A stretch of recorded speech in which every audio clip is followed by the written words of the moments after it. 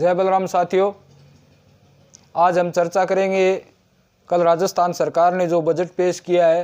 जैसा कि आप सभी को पता है कि बजट की प्रशंसा चारों तरफ हो रही है और बजट के खिलाफ कोई एक भी शब्द ना तो सुनने को तैयार है और ना ही लिखने को तैयार है। ऐसे कुछ प्रिंट मीडिया ने किया है। हालांकि हमने जो कल विरोध प्रदर्शन किया था उसमें हमारे दैनिक भास्कर ने बहुत अच्छी न्यूज़ लगाई, उसके लिए दैनिक भास्कर का धन्यवाद। अब मैं आपको इस बजट की असलियत क्या है और इसमें खामियां क्या है उस पर चर्चा करके आपसे विचार साझा करूंगा। क्योंकि हम कोई भी बात जब करते हैं तो अच्छा हो तो अच्छे के लिए तो अच्छा होता ही है, मगर मैं बड़ी बड़ी बात करूं और ग्राउंड में उसका कोई रिजल्ट ना आए तो उन बातों का क्या है। तो मेरी नज़र में ये बजट सिर्फ एक हवाई वादों का बजट है, चुनावी बजट। जैसे चुनावी घोषणाएं जैसे होती है वैसा ही कुछ ऐसा बजट है। ऐसा मैं क्यों कह रहा हूँ, इसके पीछे कोई रीज़न या कारण होगा। चूँकि पिछले 4 बजट माननीय मुख्यमंत्री अशोक गहलोत ने हमारे बीच रखे, तो हमारी एक आदत है कि हम वाहवाही तो कर देते हैं मगर पीछे मुड़कर नहीं देखते कि पीछे क्या किया। तो उन बजटों का जो हश्र हुआ वो ही हश्र इस बजट का होगा। इसमें कोई अतिशयोक्ति है या नहीं है उसका निर्णय आप कीजिए। राजनीतिक तौर पर कर्ज माफी का एक बड़ा मुद्दा था, हालांकि इसकी घोषणा सरकार ने बजट में बहुत संक्षिप्त कर दी। फिर भी मैं ये कहना चाहता हूँ कि जो चुनावी घोषणा पत्र में कर्ज माफी का मुद्दा जो सरकार लेकर आई थी और उसके चलते मेरे भोले भाले किसान भाइयों ने अपने खातों को डिफाल्टर कर दिया।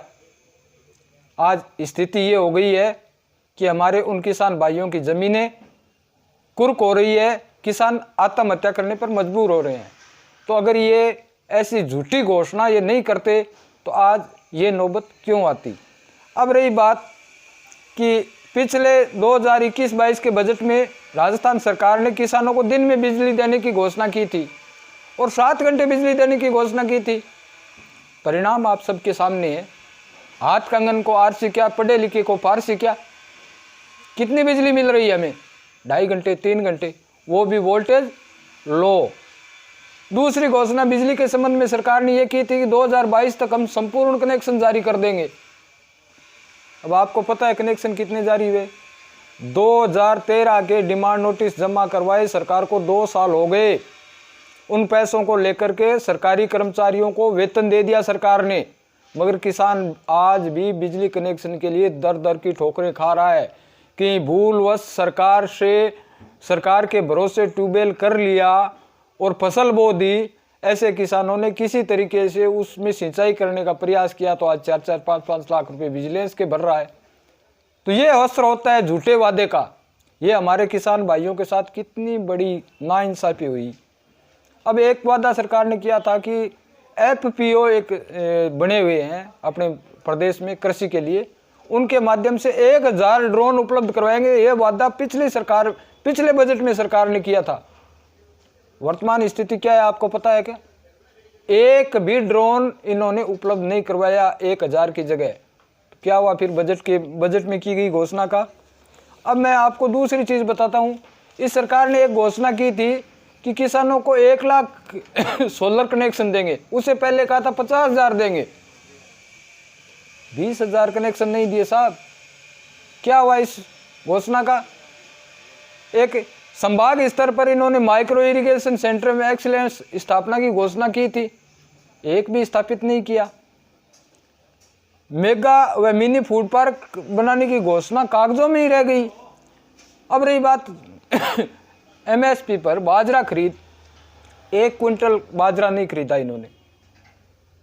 पड़ोसी हरियाणा में 2300 रुपये क्विंटल बाजरा बिका, हमारा 1400 रुपये क्विंटल बाजरा बिका। क्या हुआ बजट की घोषणा का भाई? किस प्रकार की घोषणा करते हैं ये? अब ये कहीं अपनी अपनी राजनीतिक बात करते हैं। अब इन्होंने 2019 में एक घोषणा की थी, आपको याद है तो, हर पंचायत समिति हेडक्वार्टर पर हम एक नंदीशाला बनाएंगे। पंचायत स्तर पर, पंचायत समिति नहीं, पंचायत स्तर पर पूरे राजस्थान में एक भी नंदीशाला इन्होंने नहीं बनाई। अब इन्होंने किसानों के फायदे के लिए एक चीज और की थी कि वे हम जिस प्रकार से जोधपुर विद्युत वितरण निगम है, अजमेर विद्युत वितरण निगम है, जयपुर विद्युत वितरण निगम है, इसी तरीके से कृषि विद्युत निगम बनाने की, एक कंपनी बनाने की घोषणा की थी जिसमें सिर्फ एग्रीकल्चर से जुड़े मुद्दे हो। अरे भाई क्या हुआ, उस कंपनी का कहीं जिक्र भी नहीं हुआ। तो ऐसी झूठी घोषणाएं चुनावी वर्ष में करके वाहवाही लेते हैं, पत्रकारों को लैपटॉप देते हैं और पत्रकारों से न्यूज़ और जनता का जो विरोध का भाव है उसको दबाने का जो प्रयास करते हैं, उससे ज़्यादा लंबा लाभ नहीं होने वाला।